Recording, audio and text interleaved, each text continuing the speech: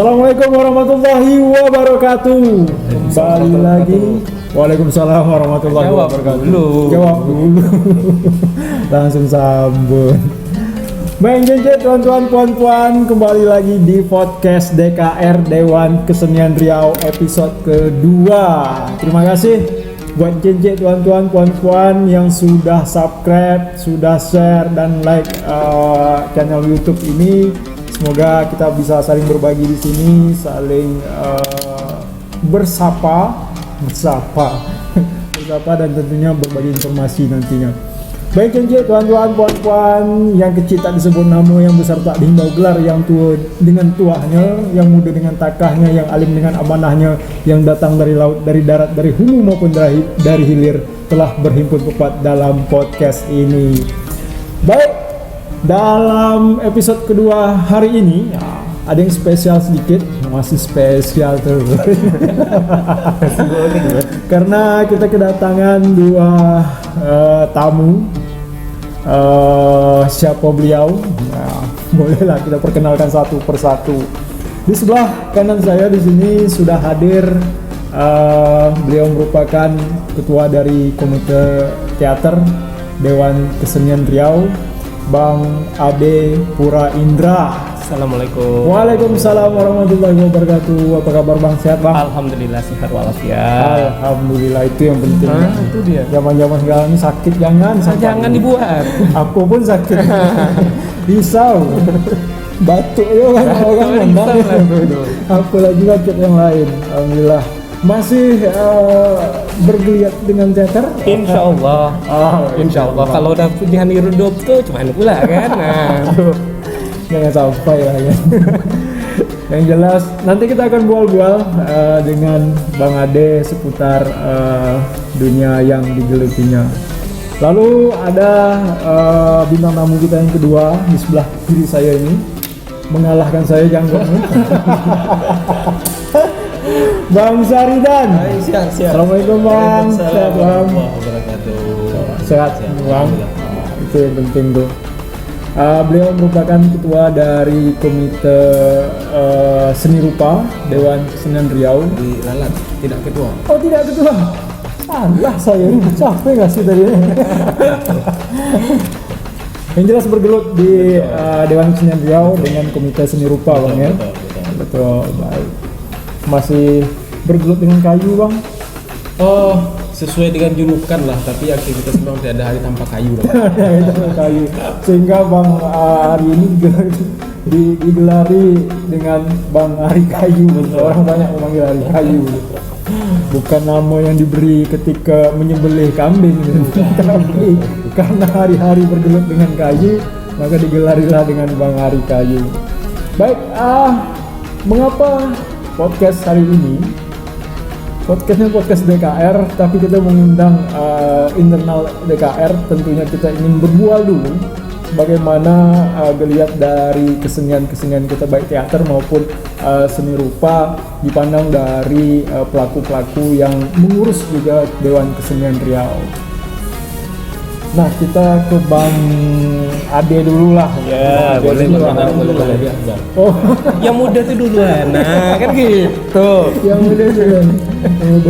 Baik. Maaf yang tua. Gurau bang. Bagaimana dengan dunia teater yang abang geluti selama ini? Tentunya kita bertanya 7-8 bulan belakangan setelah pandemi COVID melanda dunia dan negara kita ini, Bang. Ya, itu sesuatu yang sangat kita sayangkan karena secara tidak langsung dan kalau kita bicara tentang seni, kemudian yang terdampak langsung adalah seni pertunjukan. Betul. Di antaranya itu ada misalnya tari. Ini bukan masalah seni rupa saja ya, tapi karena efeknya paling dilihatnya paling terasa tuh nanti ada di seperti seni pertunjukan, ada teater, musik dan tari. Kalau di media lain seperti media rekam ataupun media rupa mungkin pasti ada dampaknya. Tapi yang terasa sekali mungkin di pertunjukan karena kita imbasnya kemudian tidak bisa kehadiran penonton. Betul. Nah, sikap paling sederhana dari pelaku kemudian mengikuti arus, bahasa kasarnya mungkin gitu. Menawarkan dengan cara baru. Dengan cara virtual kata orang, online lah kata dia, masuk YouTube lah, masuk apalah kata dia gitu kan, direkam. Itu pun menjadi sesuatu fenomena yang ada baiknya, ada pula buruknya. Gitu. Akhirnya kalau kita bicara media seni pertunjukan dengan penonton virtual, efeknya kemudian oke, dari segi keproduksian dan segala macam mungkin kita lebih minim. Betul. Tapi itu pula minim pula pemasukan jadinya kan. Nah ini saya real saja nih kan. Real. Dengan dana produksi latihan tiap hari dan segala macam, belum lagi menghadapi kebosanan kita, sudah berkumpul latihan dan segala macam, itu ada efeknya kemudian. Betul. Terutama di Riau karena kita bicara tentang podcast DKR katanya gitu kan. Sampai dengan akhir November awal ini per Covid melanda, setidaknya event besar kalau tidak salah ada 3 yang tertunda di kabupaten kota. Seperti di Dumai itu festival teater modernnya tertunda. Waktu jangkauannya Seriau itu. Kalau di Dumai masih di Dumai kota. Oh, di Dumai kota. Kota. Dan event itu sebenarnya sudah event tahunan sebenarnya. Kemudian kita berbicara di Indragiri karena saya orang Indragiri juga, ada juga festival yang tertunda di sana gitu kan. Apa tuh? Festival Teraju juga tertunda tahun ini gitu kan. Kalau yang skalanya kita di Pekanbaru Kota sudah sangat banyak sekali gitu kan kalau kita lihat dan segala macam. Terutama kemudian impact yang paling terasa sekali sebenarnya bukan di pelaku yang sudah dalam konteksnya komunitas, tapi teater pelajar, terutama teater pelajar dan teater mahasiswa. Nah ini berkumpulnya mereka dari segi pembelajaran, berkumpul mereka berkuliah itu kan adalah sarana mereka sebenarnya untuk latihan. Tetapi dengan adanya kegiatan tidak boleh berkumpul dan segala macam, otomatis mereka juga jarang berlatih dan jarang mengeluarkan produk. Ini dari segi event. Kalau segi undangan mungkin kita tarik ulur dari beberapa komunitas yang ada di sini. Skala nasional saja kemungkinan besar ada sekitar 3 juga kalau tidak salah yang tidak bisa kita jawab. Karena memang tidak bisa dijawab karena memang panitia penyelenggara dari tingkat nasional juga menunda acara tersebut dengan batas waktu tidak bisa ditentukan. Tentukan sampai dengan sekarang. Alhasil apa yang bisa dilakukan? Kan begitu. Iya betul. Saya hanya bisa merespon kawan-kawan untuk terus berlatih pengendapan di rumah masing-masing untuk menghasilkan suatu karya yang kemudian wallahualam ketika Covid ini sudah selesai ada sesuatu pencerahan kematangan di tingkat karya mereka. Betul. Pun di DKR sendiri sudah mencoba untuk bekerja sama dengan banyak lingkupnya, banyak bidang-bidang dinas dan segala macamnya. Yang paling utama mereka perlukan kemudian pelaku-pelaku ini adalah sesuatu yang menstimulus mereka tetap berkarya dalam konsep mungkin festival.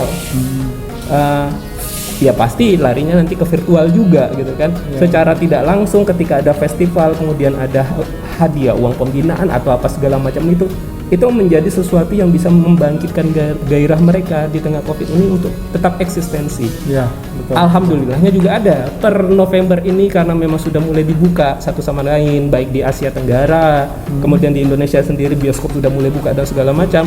Ada beberapa event yang memang sudah bisa kita datangi dari beberapa kawan-kawan komunitas gitu kan. Walaupun dengan segala keterbatasan mereka tetap bergerak. Entah pun hasilnya baik bagi uang keproduksian mereka ataupun tidak, kita tetap bergerak. Itu yang semangat yang saya rasakan. Dan mohon maaf nih kalau saya boleh masuk gerilya seni pertunjukan khususnya teater sendiri yang di Riau setelah Covid ini agak melempem saya bilang. Jadi ada rasa ketakutan untuk memulai, tidak seperti di tari sudah mulai, kemudian musik juga sudah mulai. Saya menunggu teaternya kapan nih gitu. Teaternya kapan. Sedangkan kita di DKR kan sudah mencoba untuk ayo siapa yang mampu kita akan coba. Sementara mungkin skalanya kecil-kecil sudah mulai, tapi kan kita perlu gongnya. dan kita harapkan mungkin sebelum Desember berakhir mungkin ada 1 atau 2 grup yang memberanikan diri untuk Betul, skalanya betul. provinsi dulu gitu. Itu rindu kita. Iya, benar sekali. Pertunjukan teater khususnya. Betul, Karena betul. tari dan musik juga Sudah mulai. mulai. Sudah mulai. Luar biasa sekali. Cenjo tuan-tuan, puan-puan, sebagaimana yang dijelaskan oleh Bang Ade tadi, dampak yang terbesar yang dirasakan di cabang seni itu seni pertunjukan. Nah, bagaimana dengan seni rupa? Tentu kita bertanya dengan Bang Ari. Apakah juga segawat Darurat, yang dirasakan? segawat darurat. Biar dramatis. Iya, harus Dan. Harus didengarkan itu Dan. Segawat darurat yang dialami oleh seni pertunjukan atau normal-normal saja? Atau mereka tadinya lebih mahal mungkin kan. Nah, kan bisa Atau jadi. dengan adanya COVID ini dibayar lebih mahal karya-karyanya? Atau bagaimana? Silakan Bang. Baik, terima kasih atas kesempatannya, khusus kepada Dewan Kesenian Riau yang sudah menajam acara ini. Mudah-mudahan bisa berbagi untuk DKR itu sendiri dan untuk kawan-kawan dan pelaku seni, khususnya seni rupa. Memang di seni rupa banyak orang menyatakan mereka bisa berkarya tanpa melibatkan orang banyak. Artinya mereka sudah isolasi mandiri. Tanpa harus melibatkan orang banyak. Tapi sebenarnya kalau itu pernyataannya ada benarnya ada tidak. Karena memang terkadang kawan-kawan kalau berkarya itu memang individu sendiri-sendiri di workshopnya lah atau di studionya lah atau di rumahnya sendiri, itu memang dilakukannya di sendiri baik siang ataupun malam hari. Namun karena COVID ini katakanlah sudah menjadi pandemik dunia gitu kan, memang itu juga berpengaruh terhadap kekaryaan kawan-kawan baik perupa, tentu juga berpengaruh terhadap ekonomi mereka. Nah, kalau kita tengok satu persatu sebenarnya kawan-kawan yang mencoba untuk berkarya secara konsisten. Kalau tadi kita dengar Bang Yohanes, dia meskipun COVID beliau tetap berkarya, tapi muaranya tidak tahu. Berkarya apakah itu hanya sekedar untuk melepaskan kerinduan atau hanya melepaskan unek-unek yang ada di kepala, tapi endingnya ini kan setelah berkarya di laboratorium tentu mereka akan memamerkan, ikut-ikut berbagai macam event punya, baik itu di Riau itu sendiri. Kalau di Riau kan ada beberapa event atau pameran yang tertunda dan itu pun belum jelas Sama kasusnya berarti ini. Nah ini juga terjadi. Nah kalau untuk para pengrajin sebenarnya ini dampaknya luar biasa. Kenapa? Ketika tidak adanya orang wisuda, tentu mereka sebagai pelaku yang membuat merchandise di situ, Betul. nah itu dalam bentuk medali kah, dalam bentuk trofi. Wah, ini luar biasa sebenarnya, luar biasa yang mereka alami. Ini justru banyak sekali yang wisuda sudah ribuan mahasiswa itu gagal.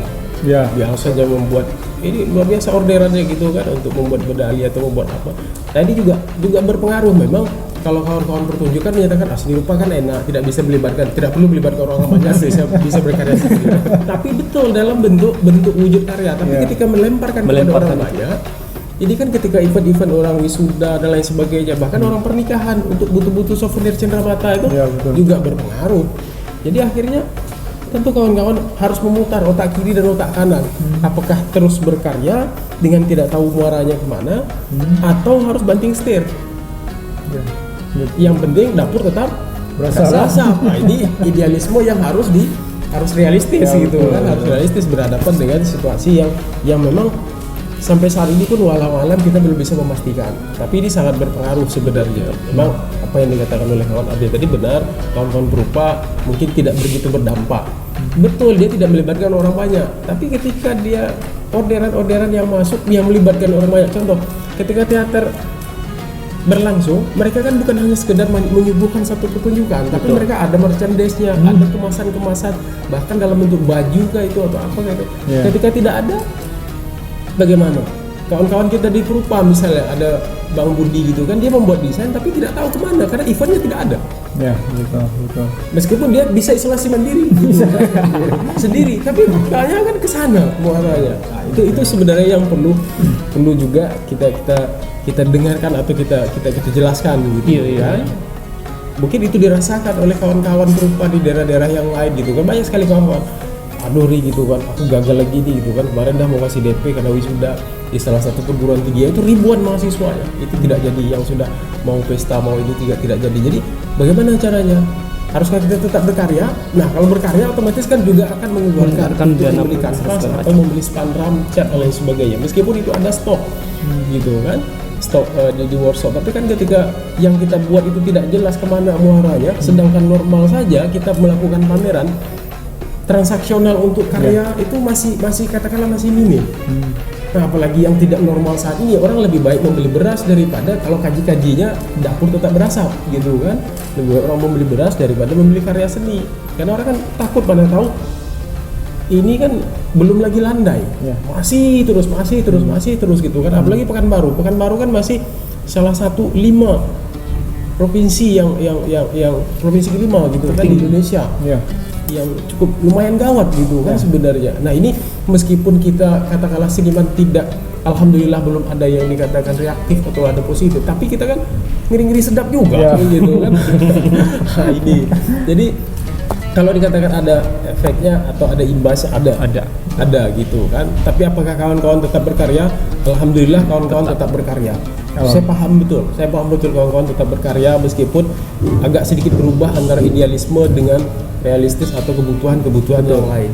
Nah, mungkin gitu dulu. Jadi mohon maaf Bang Ade, Anda tidak benar. Cacaknya berarti senasib bahasanya. Baik, jadi teman-teman, dapatlah kita simpulkan bahwa seni pertunjukan maupun seni kriya, Seni rupa sama-sama sakitnya. Sama-sama saja sakitnya. Rumah sakitnya saja tak tahu mau diantar kemana. Baik, di sini juga sudah ada karya dari Bang Yohanes, membawa kehidupan untuk hidup, yang kalau kita tengok secara visual saja dapatlah kita melihat seekor kura-kura memakai apa namanya ini, seperti masker tapi berselang, lalu di tempurungnya ada seperti tumbuhan yang hijau harapan, seperti yang kita saksikan bersama-sama di tayangan sebelumnya.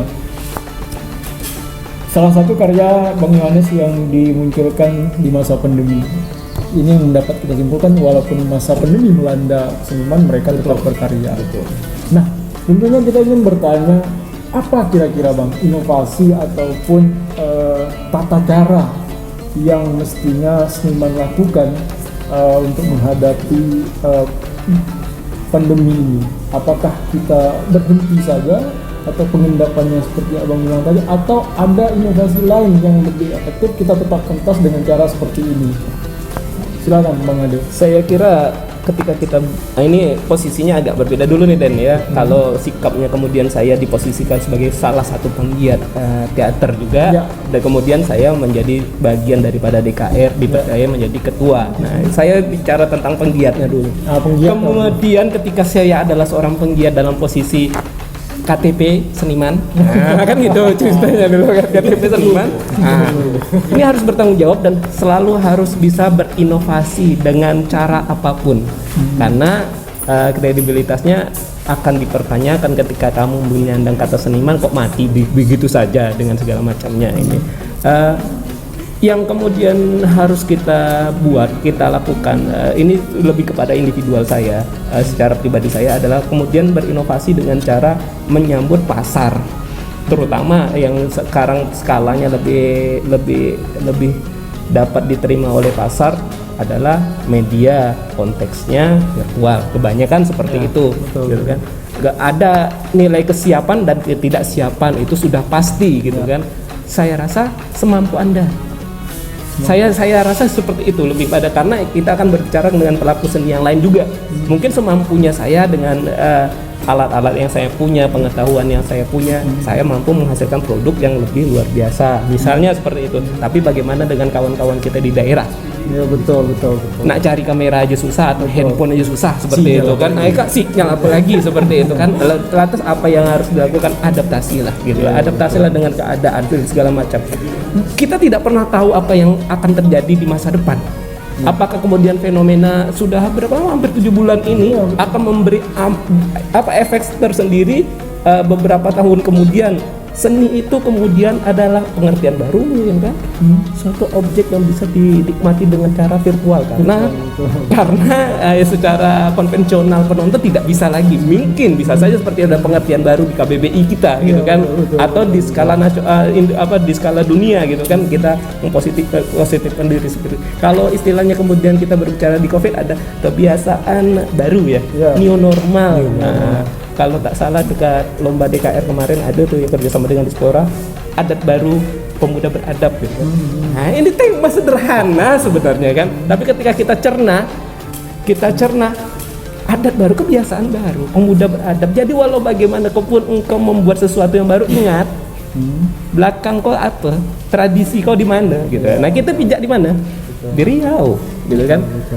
Ada khasanah Riau yang kemudian menjadikan karya kita berbeda dengan karya kawan-kawan kita di luar Riau kan.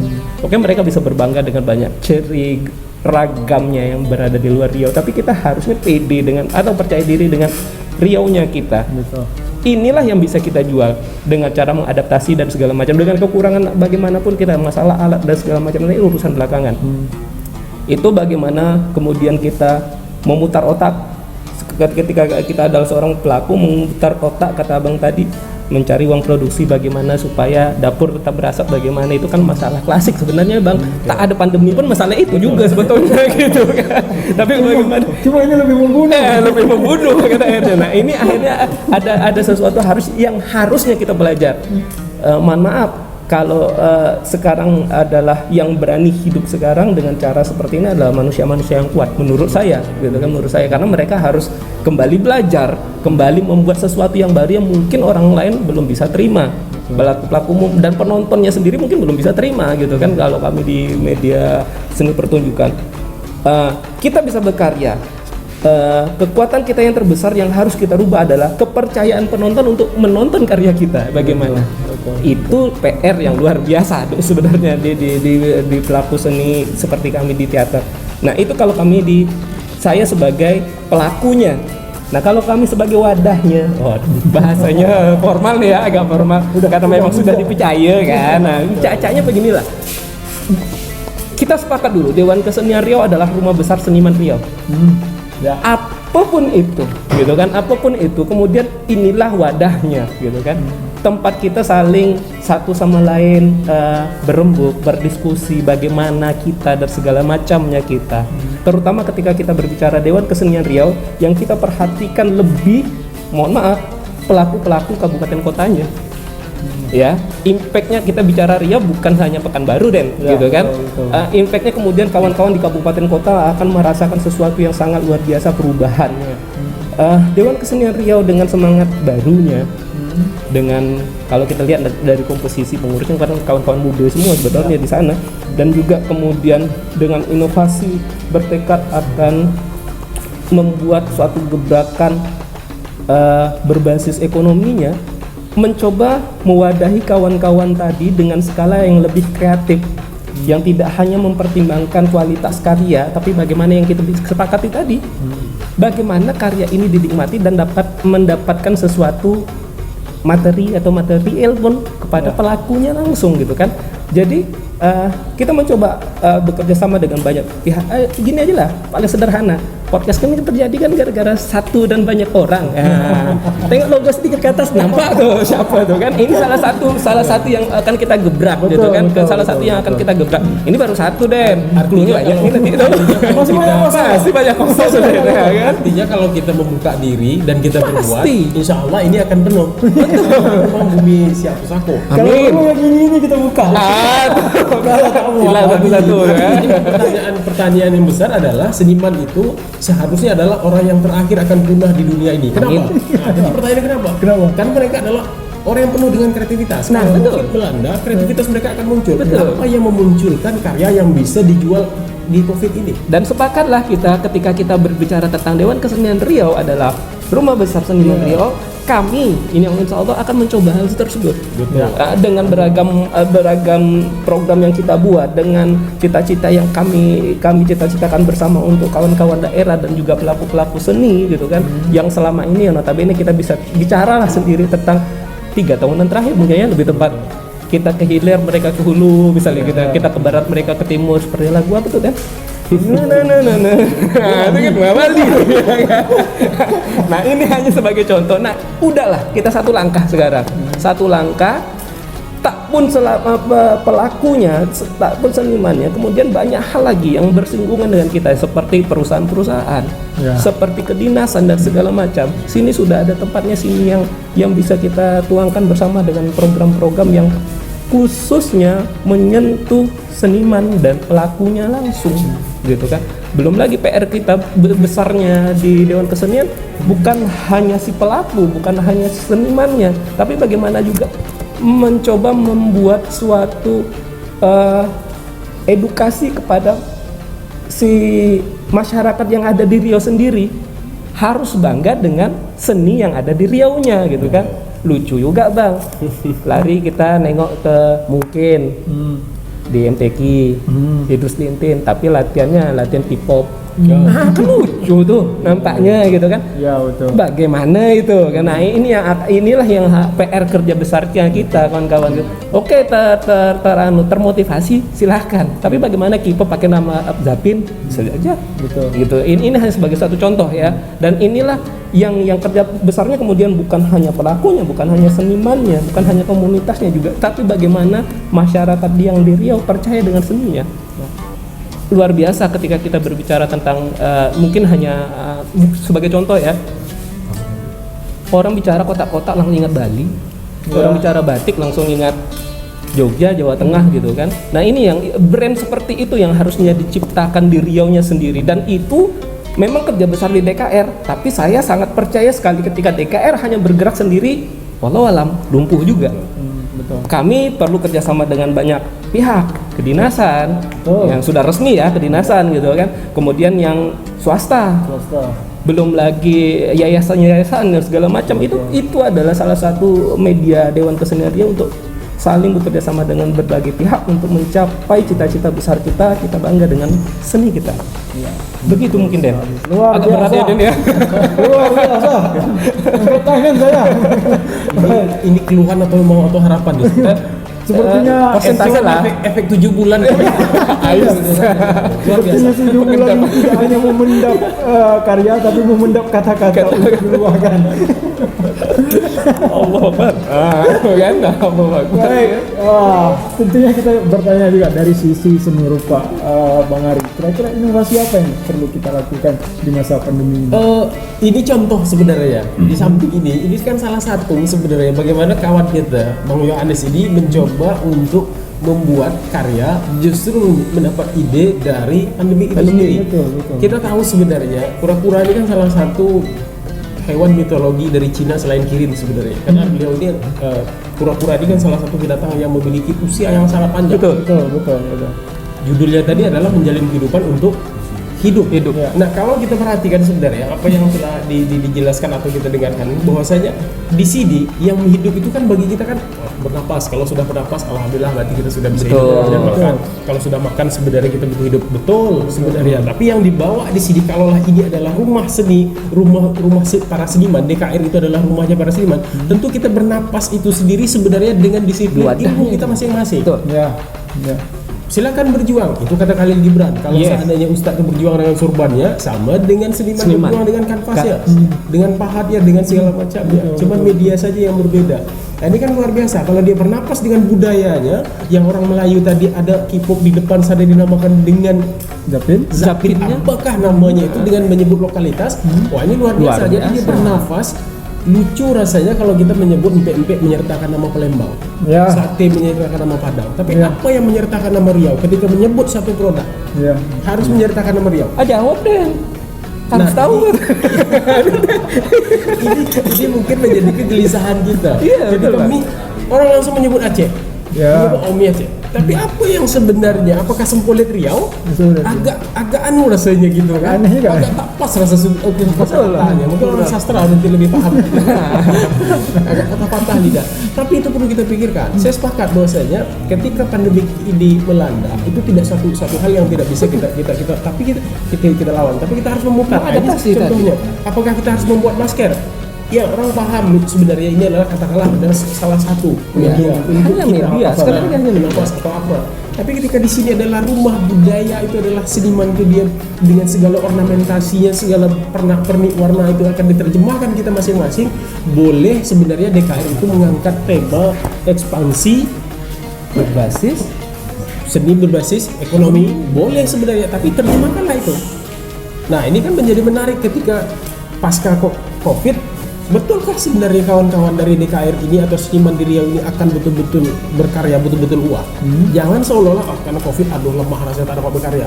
Tapi ketika normal pun juga jadi pertanyaan apakah berkarya? Gitu. Alibi aja sebenarnya gitu ya. Tentu kita sebenarnya sebagai DKR tentu akan semakin terus memberikan support. Apakah itu dalam bentuk wadah pameran? Makanya saya selalu memposisikan diri saya karena saya adalah pengurus Dewan Kesenian.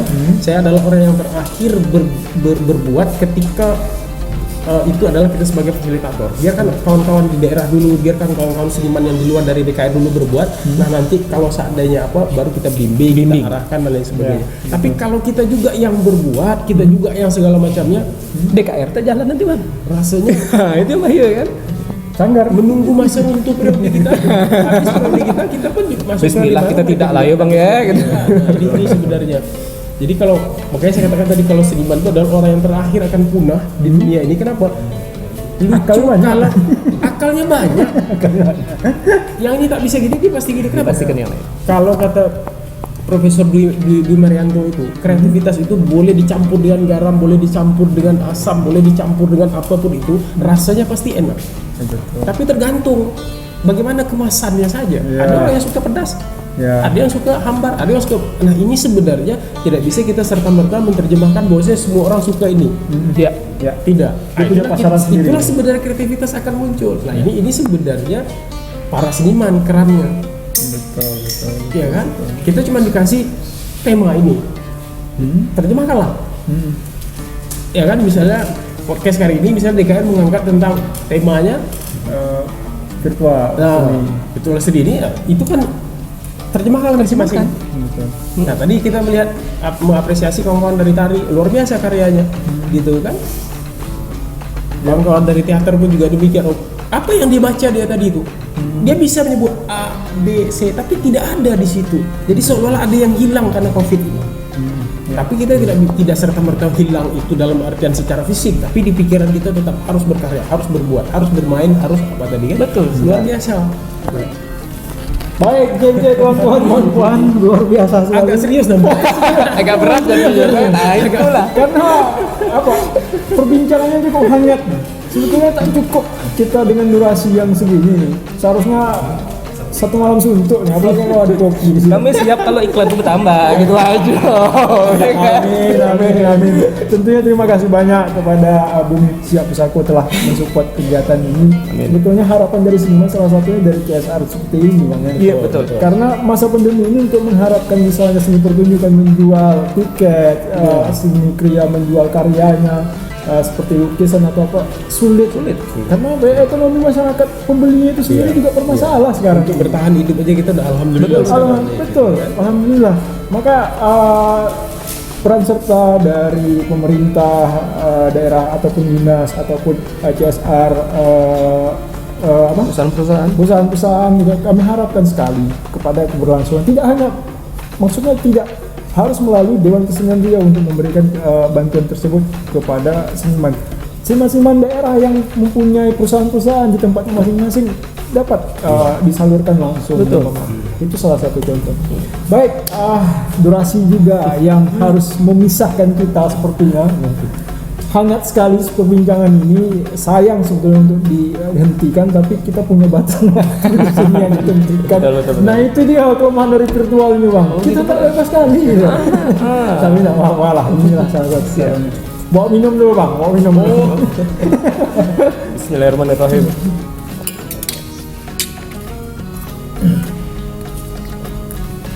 Alhamdulillah.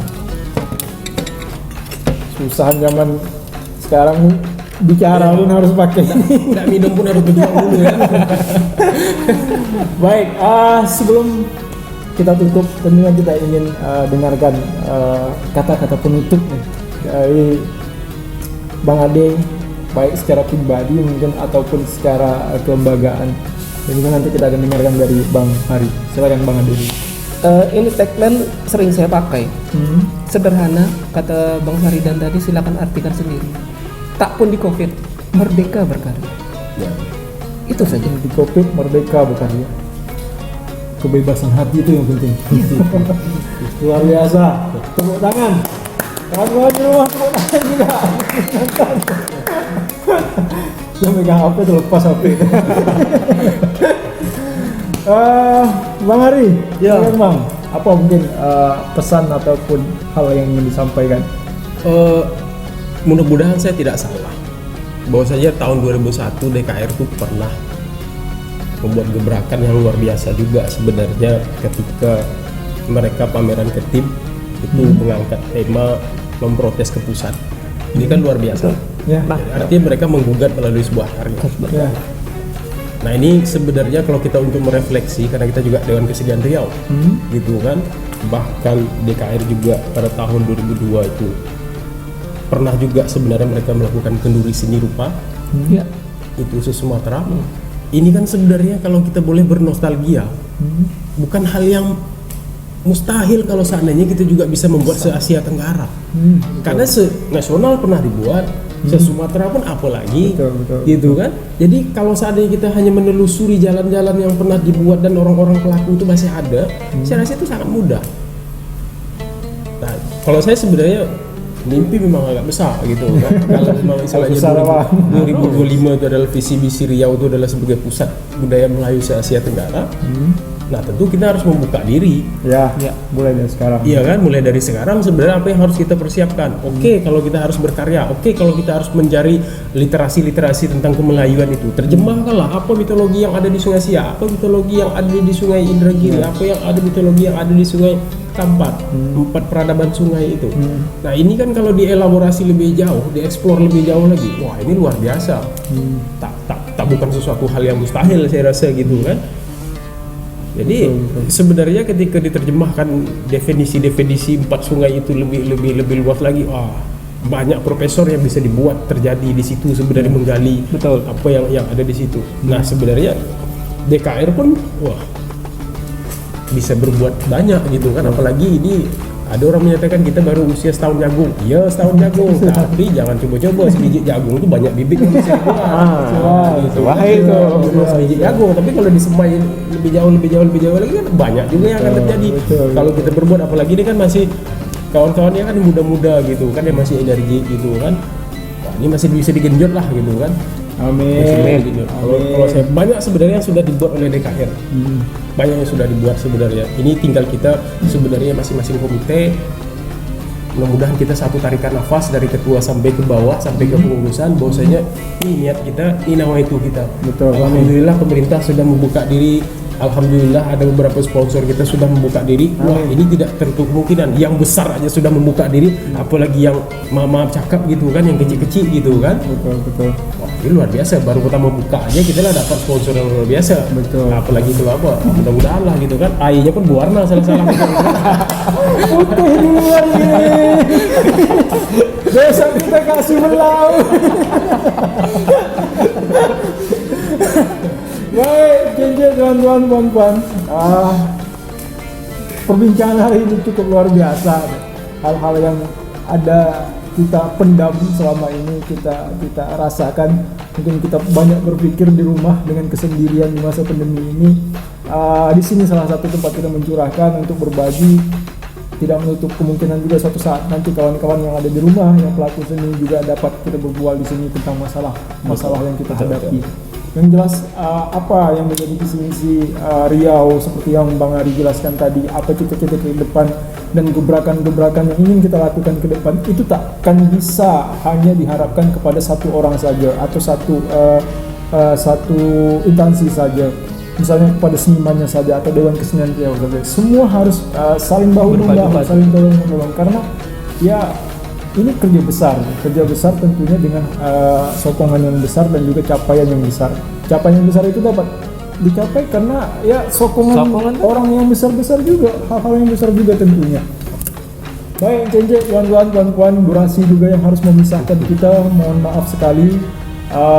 Yang jelas kita ucapkan terima kasih banyak kepada dua tamu kita hari ini. Saya tak tahu ini tamu ataupun tuan rumah. Disebut tamu. Disebut tamu, dia juga, mereka juga adalah pengurus dari Dewan Kesenian Riau. Yang jelas apa yang kita bincangkan hari ini, kita memandang bukan dari segi Dewan Kesenian Riau pribadinya, tapi coba membaca apa situasi yang terjadi di lingkungan kita, khususnya di dunia kesenian. Terima kasih banyak Bang Ade,